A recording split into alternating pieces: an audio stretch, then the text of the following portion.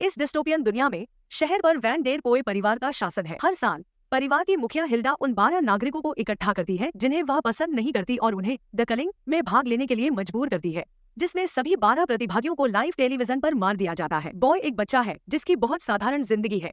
वह अपनी सनकी माँ और बहन मीना के साथ रहता है। उसकी माँ शायद प्रतिरोध का हिस्सा है। भाई बहन हमेशा साथ रहते हैं, आर्केड में खेलते हैं या सिर्फ टीवी देखते हुए अनाज खाते हैं। कभी कभी मीना भविष्य के लिए पागल योजनाएं बनाती है, जैसे कि इस भयानक शहर से भागने के लिए बैंक लूटना। उसे हिल्डा की मूर्ति को पूरा हाथ दिखाना भी पसंद है। दुर्भाग्य से भाई बहन अंततः द कलिंग के लिए चुने जाते हैं और बॉय को अपने परिवार को हिल्डा द्वारा मारे जाते हुए देखना पड़ता है। उसे भी चोट लगती है और उसे जंगल में मरा हुआ छोड़ दिया जाता है। जल्द ही शमन उसे पाता है और उसकी देखभाल करता है। हालांकि एक चोट स्थायी हो जाती है। बॉय अब बहरा और गूंगा हो गया है। वह यह भी याद नहीं कर सकता कि उसकी आवाज कैसी थी, इसलिए वह अपने पसंदीदा वीडियो गेम की वॉइस ओवर का उपयोग अपने अंदर की सोच में करता है। इसके बाद शमन बॉय को प्रशिक्षण देना शुरू करता है ताकि वह एक दिन हिल्डा को मार सके और अपना बदला ले सके। इसमें सभी प्रकार की प्रैक्टिस शामिल होती है। मार्शल आर्ट, किसी मूर्ति के सिर को पहाड़ी पर घुमाकर शक्ति प्रशिक्षण और हथियार प्रशिक्षण। लड़का नियमित रूप से मूड में रहता है और सांस लेने के लिए बांस की छड़ी का उपयोग करता है। रेंगने वाले कीड़ों का उपयोग करता है भोजन के लिए छड़ी नीचे। यदि वह बहुत जल्दी कीचड़ से बाहर निकल आता है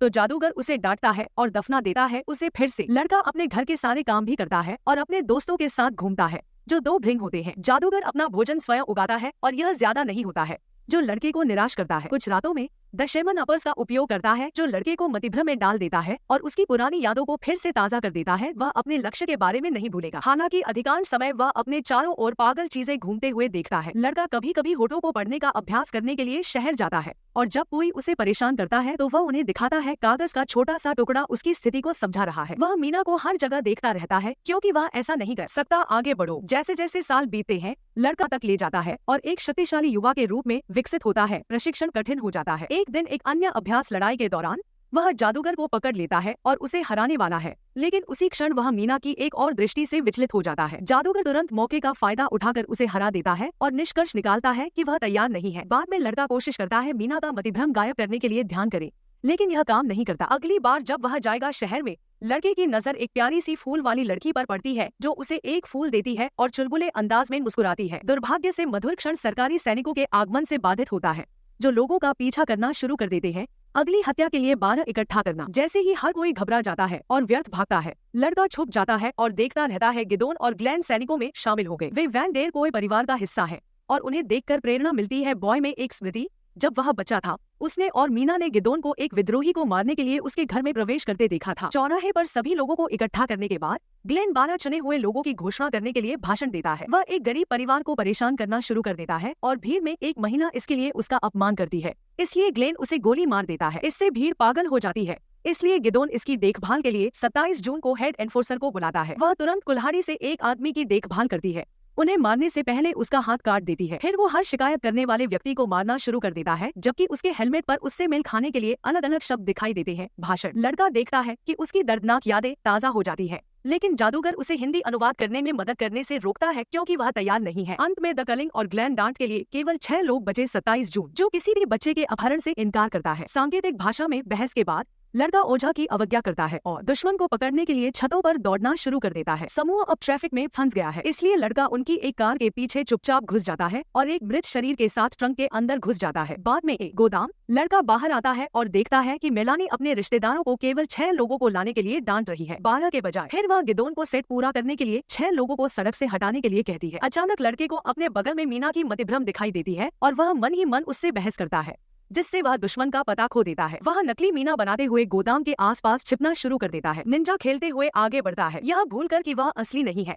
लड़का उसे आने वाली किसी घटना से बचाने के लिए उससे निपटता है। गाड़ी और ग्लेन द्वारा देखा जाता है जो उसके पीछे गार्ड भेजता है। लड़का मीना को लॉकर में छुपाने के लिए दौड़ता है, बंदूक चुराता है, लेकिन उसे याद है कि जादूगर ने उसे सिखाया था कि वह हथियार है। बदला लेने के लिए तैयार लड़का बाहर आता है और अपने शक्तिशाली मुख को चाकू का उपयोग करते हुए सैनिकों से आमने सामने लड़ना शुरू कर देता है और उन्हें एक एक करके मारने के लिए पुरुषों की अपनी बंदूकें। जैसे ही सैनिक गोली चलाते हैं, वह एक का उपयोग करता है। शरीर ढाल के रूप में है और बाशो नामक गुलाम उस पर बंदूक फेंकता है, लेकिन उसमें गोलियां नहीं होती है। बाद शरीर से एक बेहतर बंदूक निकालकर लड़का कुछ सैनिकों को गोली मारता है और बाशो के साथ छिपने के लिए भागता है। यदि लड़का अपनी जंजीरों से मुक्त हो जाता है तो वह हिल्डा को मारने में मदद करने की पेशकश करता है। लड़का जंजीरों को तोड़ने के लिए गोली चलाता है, फिर वह लड़ाई में वापस चला जाता है अधिक से अधिक सैनिकों को मारता है, जबकि बाशु एक गाड़ी के पीछे छिप जाता है। एक बॉय की अद्भुत क्षमताओं के कारण हर दुश्मन हार जाता है, लेकिन एक सैनिक ऐसा होता है जो इनकार कर देता है। दम टूटना, लड़का उससे लड़ता रहता है और अंततः उसे रोकने के लिए अपना हाथ एक मशीन में फंसा लेता है। अब और चल रहा है। हालांकि सिपाही फिर से बॉय से लड़ने के लिए अपना हाथ खींचता है और पीछे छोड़ देता है। यह अंततः लड़के ने उसे रोकने के लिए अपने पैर काट दिए। बाशु ने अपनी जीत का जश्न केवल ग्लेन के लिए मनाया। अचानक उन पर गोलियां चला दी। वह अपने शॉट्स को विफल कर देता है और बाशु जवाबी हमला करता है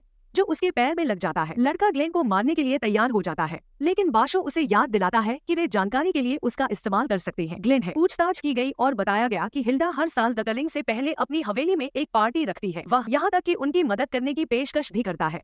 हालांकि बाशु ग्लेन को मारने के लिए उसके सिर पर एक भारी वस्तु गिरा देता है। जोड़ी गोदाम से बाहर निकलता है और लड़का देखता है कि एक छाया दूर से देख रही है। बाशु उसे ले जाता है प्रतिरोध का गुप्त स्थान, केवल उसे खाली खोजने के लिए। अचानक लड़के को बेनी ने बंदूक की नोक पर पकड़ लिया। जब बाशु ने बताया कि लड़का उनके पक्ष में है तो वह अपना हथियार नीचे रख देता है। बेनी बताते हैं कि सैनिक विद्रोहियों के लिए आए और उसे छोड़कर बाकी सभी को मार डाला। चूंकि बेनी एक अजीब बोली बोलता है, लड़के को अपने होंठ पढ़ने में परेशानी होती है। बाशु को पता चला कि उसकी प्रेमिका भी मर गई है और उसका ब्रेकअप हो गया है, तो लड़का उसे दिलासा देता है। टीम पार्टी में घुसपैठ करने की योजना बनाती है, लेकिन बॉय बच जाता है। मीना और अपने बचपन की यादों से विचलित। वास्तव में उसके पास अभी भी है। मीना ने बचपन में जो चित्रकारी की थी। जब बाशु और बेनी बॉय को अंतिम योजना समझाते हैं तो वह समझ नहीं पाता है। फिर भी वह सिर हिलाता है क्योंकि मीना उससे कहती है। कुछ हथियार प्राप्त करने के बाद वे एक वैन पर निकलते हैं और बनाते हैं यह हवेली के लिए। उन्होंने कुछ गार्डों और यहाँ तक कि एक शेफ को भी मार गिराया, जिसकी वर्दी का इस्तेमाल बॉय करता है पार्टी में शामिल होने के लिए। लड़का वास्तव में नहीं जानता कि शेफ क्या करते हैं और अजीब तरह से इधर उधर घूमता रहता है। घर पर तब तक रखे जब तक उसका ध्यान मैक्रून से न भटक जाए, जो उसने पहले कभी नहीं खाया था। सौभाग्य से बाशु, जो गार्ड की वर्दी का उपयोग कर रहा है, उसे देखता है और उसे काम पर वापस जाने के लिए याद दिलाता है। हिल्डा को पास देखकर लड़का बदला लेने का भूखा हो जाता है और बावर्ची का कार्य करने का निर्णय लेता है। वह रसोई में जाता है और उतार देता है वर्दी, तो अन्य कार्यकर्ता उससे लड़ने लगते हैं। पनीर ग्रेटर का उपयोग करके लड़का उनकी त्वचा काटता है, उन्हें मारने के सबसे भयानक तरीकों से। फिर वह कसाई का चाकू पकड़ लेता है और भोजन कक्ष में चला जाता है, जहाँ वह मेज के शीर्ष पर बैठे व्यक्ति पर कूदने से पहले एक गार्ड का गला काट देता है, जिससे उसका सिर धड़ से अलग हो जाता है। उसकी लड़का हिल्डा को मारने का जश्न मनाता है, लेकिन बाद में उसे पता चलता है कि यह गलत व्यक्ति है। अचानक गिदोन गार्डों के एक समूह के साथ आता है और समझाता है कि मेज पर बैठे लोग अभिनेता हैं, क्योंकि हर साल वे मूर्ख प्रतिरोध सदस्यों की अपेक्षा करते हैं। लड़का गिदोन को बंधक बनाने के लिए उस पर कूद पड़ता है अपनी बंदूक से, लेकिन दुर्भाग्य से जून 27 ने उसे पीछे से मारा और उसने गलती से गिदोन को गोली मार दी। जाना जून 27 और बॉय के बीच एक भयानक लड़ाई शुरू होती है, क्योंकि वे पूरे कमरे में मारपीट करते हैं, किसी भी वस्तु का उपयोग करते हुए जिस तक उनके हाथ पहुँच सकते हैं। जैसे ही वे भोजन कक्ष से बाहर निकलते हैं, लड़का उतरता है, एक बहुत अच्छा प्रहार और जून 27 का हेलमेट उतार देता है। तभी मीना प्रकट होती है और कहती है कि महिला सुंदर है। ध्यान भटकाने वाला लड़का। इससे 27 जून को उसे रेलिंग पर धक्का देकर गिराने का मौका मिल जाता है। एक बेहोश लड़के को अतीत के बारे में बुरे सपने आने लगते हैं। उसकी माँ की हत्या और बहन शासन ने उसकी जीभ काट दी और उसे पेड़ से लटका दिया गया। उसे याद है कि जादूगर ने उसे बचाया था और उसे प्रतिशोध के लिए प्रशिक्षित करने के लिए तैयार करते हुए जंगल में ले गए। जब लड़का जागता है तो वह एक से बंधा होता है कुर्सी और 27 जून उसे मुक्का मार रही है, क्योंकि वह उससे पूछ रही है कि जादूगर को कहाँ ढूंढना है। लड़का एफ शब्द मुंह से निकालता है उसके, जिससे उसने उसके सिर के बहुत करीब एक कुल्हाड़ी फेंकी। गिदोन उसे छोड़ देता है क्योंकि वह ऐसा करेगा पदभार ग्रहण करे, केवल यह घोषणा करने के लिए कि वह सभी यातनाओं और हत्याओं से थक गया है। वह एक सिगरेट पेश करता है। वह लड़का खाता है क्योंकि वह समझाता है कि हिल्डा अपने पूर्व सु का एक होल है, क्योंकि उसने वर्षों बिताए हैं। बंकर अत्यधिक विचित्र और हत्यारा होता जा रहा है। गिदोन को पता है कि वे अब दुश्मनों को नहीं मार रहे हैं, सिर्फ निर्दोष लोग। वह कसम खाता है कि अगर लड़का ओझा को सौंप दे तो वह यह सब खत्म कर सकता है, लेकिन लड़के ने सहयोग करने से इनकार कर दिया और गिदोन ने उसे मारा। उसी समय मेलानी आती है और बॉयज को रंग देती है। फोटो ने घोषणा करते हुए कहा कि वह कलिंग का मुख्य सितारा होगा। कुछ क्षण बाद लड़के को बांध दिया गया, स्टूडियो और एक शॉक कॉलर दिया गया। वह मीना से मतिभ्रम से पूछता है कि उसने उसे 27 जून को मारने क्यों नहीं दिया, लेकिन लड़की को नहीं पता। जल्द ही शो शुरू होता है और हिल्डा बाहर आती है, लेकिन पढ़ने के बजाय टेलीप्रॉम्प्टर वह स्पष्ट व्यामोह में बड़बड़ाना शुरू कर देती है। जब वह दर्शकों में एक परछाई देखती है, वह बंदूक निकालती है, इसलिए मेलानी गार्ड को हिल्डा को ले जाने के लिए भेजती है। उस पर लड़के को याद आता है गिदोन ने अपनी जेब में एक छुरी छिपा रखी थी, इसलिए वह रस्सियां काटने के लिए उसे निकाल लेता है। इस बीच मेलानी ने घोषणा की कि इस साल की कलिंग में विंटर वंडरलैंड थीम होगी। अनाज के शुभंकर और राक्षसी कल्पित बौने के साथ भेष बदले हुए लोगों का एक झुंड बाहर आता है और हत्या करना शुरू कर देता है। 12 प्रतिभागियों ने भयानक लेकिन रचनात्मक तरीकों से नकली बर्फ को ढक दिया। टन खून। हथियारों में से एक लड़के के पीछे आने की कोशिश करता है, जिसे लाने के लिए केवल उसके पैरों की जरूरत होती है। हमलावर कुछ ही सेकंड में नीचे गिर गया। फिर वह अंततः खुद को मुक्त करता है और मंच पर जाता है, केवल मेलानी के लिए। उसे नीचे लाने के लिए उसके शॉक कॉलर को सक्रिय करना। 4 कल्पित बौने तुरंत उसे पकड़ लेते हैं, और उसे नीचे दबा देते हैं बकरी आदमी को मारने के लिए। हालांकि वह आदमी इसके बजाय एक योगिनी को मारने के लिए अपने हथौड़े का उपयोग करता है। अन्य कल्पित बौने बमुश्किल कोई प्रतिक्रिया कर पाता है, इससे पहले कि बकरी वाला तुरंत उन्हें भी मार डाले। जब वह बकरी का सिर हटाता है, यह बाशो होने का पता चला है। उसी समय बेनी ने खुली गोलीबारी शुरू कर दी और भीड़ घबरा गई। मेलानी प्रसारण समाप्त करती है, जबकि गिदोन मुस्कुराते हुए देखता है। जैसे ही भीड़ स्टूडियो से बाहर भागी, बेनी बचे हुए सभी दुश्मनों को गोली मारना जारी रखता है और बाशो बॉय को समझाता है कि वे कैसे इधर उधर छिपते हैं। उसे ढूंढने के लिए सैनिक की वर्दी पहनी। हालांकि जब बेनी स्पष्टीकरण लेता है तो बॉय एक बार फिर से उसके होठों और तस्वीरों को पढ़ने में परेशानी हो रही है कि फूलों की तरह अजीब विवरण के साथ क्या हुआ और अजीब जानवर। फिर बेनी लड़के को एक पीतल की पोर वाली बंदूक देता है जो उसके मुक्का मारने पर गोलियां चलाती है। कोई व्यक्ति तीनों फिर से कार्रवाई में जुट जाते हैं और उनसे लड़ने की हिम्मत करने वाले किसी भी दुश्मन को आसानी से मार गिराते हैं। पीछे कैमरे से मेलानी बता सकती है कि गिदोन ने इसकी योजना बनाई थी और जब वह ऐसा करने की कोशिश करता है तो वह उस पर बंदूक तान देती है। छुट्टी लड़ाई जारी है और लड़का एक अनाथ समुद्री डाकू शुभंकर से लड़ता है, लेकिन साथ ही एक गाजर से भी। एक हिममानव से जल्द ही उसकी गोलियां खत्म हो जाती हैं,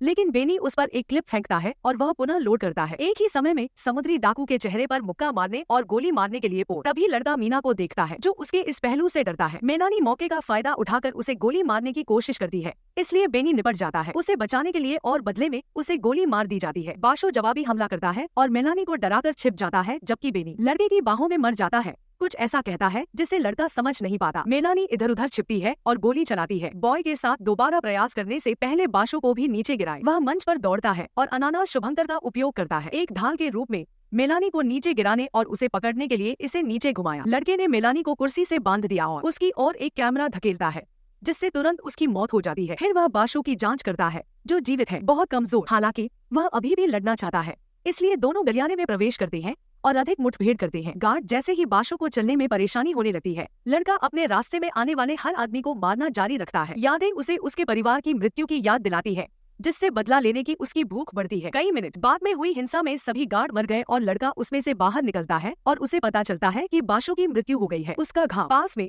लड़के को गिदोन मिलता है, जिसे मेलानी ने भी गोली मार दी थी। अपनी आखिरी ऊर्जा के साथ गिदोन लड़के को हिल्डा के बंकर तक पहुंचने के लिए एक चाबी कार्ड देता है। जब लड़का उसे मारने के लिए तैयार हो जाता है, दया मीना उसे रोकने के लिए प्रकट होती है। अंततः लड़के ने उससे कहा कि वह मर चुकी है और उसे उसकी जरूरत नहीं है। मतिभ्रम गायब हो जाता है और लड़का गिदोन को मार देता है। इसके बाद लड़का लिफ्ट में चढ़ता है और हिल्डा प्रकट होती है। स्क्रीन पर कह रहा है कि वह बिना कुछ लिए मर जाएगा। लड़का मीना का चित्र दिखाकर कहता है कि वह यह उसके लिए कर रहा है, जिससे हिल्डा ने फोन रख दिया। लिफ्ट उसे बंकर में ले जाती है और जब दरवाजे खुलते हैं, गार्ड गोली नहीं चलाते। जून 27 लड़के को मुख्य कमरे में ले जाता है, जहां वह कुछ पारिवारिक पेंटिंग देखता है, जिसमें वह और मीना एक बच्चे के रूप में शामिल है। हिल्डा उसे गले लगाने के लिए दौड़ती है और उसे न पहचान पाने के लिए माफी मांगती है। बड़ी खबर जारी, लड़का और मीना वास्तव में उसके बच्चे हैं, जैसा कि वह बताती है कि क्या हुआ। लड़के को सच्चाई याद आने लगती है। वह कलिंग में था, लेकिन पीड़ित के रूप में नहीं, वह एक था प्रतिभागी, असली पीड़ित जादूगर। उसका बेटा एक महिला थी जिसे वह अपनी मां समझता था, और उसकी बेटी। हिल्डा ने बॉय को उन्हें मारने के लिए बंदूक चलाने के लिए मजबूर किया,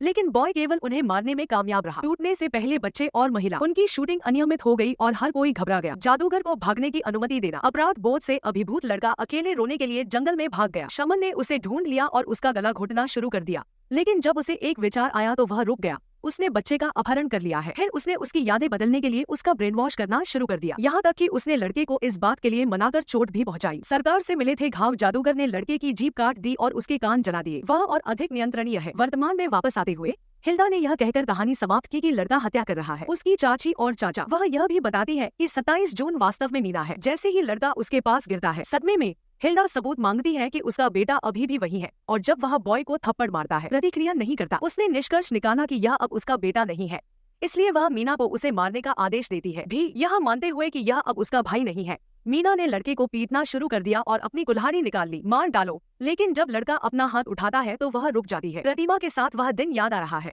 मीना वह पीछे मुड़ती है और अपनी माँ को मार डालती है। परिवार का एक अन्य सदस्य अलार्म सक्रिय करता है और भाई बहन जैसे ही सैनिक गोली चलाते हैं छिपने के लिए भागे। वे कुछ छिपे हुए हथियार चुरा लेते हैं और गलियारे से नीचे भाग जाते हैं, जहां वे आने वाले सभी सैनिकों से लड़ना शुरू कर देते हैं। वे मिलकर एक अद्भुत टीम बनाते हैं और जो भी व्यक्ति उनके विरुद्ध जाने का साहस करेगा उसे आसानी से मार डालेंगे। अचानक 3 गार्ड भारी सामान लेकर पहुंचते हैं, हथियार, और मीना घायल हो जाती है। शुक्र है कि वह ठीक है और दूसरे से निपटने के लिए फिर से बॉय के साथ मिलकर काम करती है। सैनिक गलियारे से भागने के लिए उसे ढाल के रूप में उपयोग करता है। वे गैटलिंग गन वाले व्यक्ति के पास पहुंचते हैं, जिसे मीना नीचे खींच लेती है, जबकि लड़का उसे मारने के लिए अपने हथियारों का उपयोग करता है। जैसे ही और सैनिक आएंगे, भाई बहन बचने के लिए लिफ्ट की ओर भागे। हिल्डा बताती है कि वह उसे ढूंढ रही है इन सभी वर्षों में और केवल लोगों को चोट पहुंचाई क्योंकि उसने सोचा कि उन्होंने उसे चोट पहुंचाई है। अचानक लिफ्ट को एक अलग मंजिल पर बुलाया जाता है और जब दरवाजे खुलते हैं तो उन्हें जादूगर दिखाई देता है। सांकेतिक भाषा का प्रयोग। जादूगर लड़के से मीना को मारने के लिए कहता है क्योंकि वह भी दुष्ट परिवार का हिस्सा है, लेकिन लड़का मना कर देता है। मीना तुरंत जादूगर पर हमला करती है और कुछ वार करती है,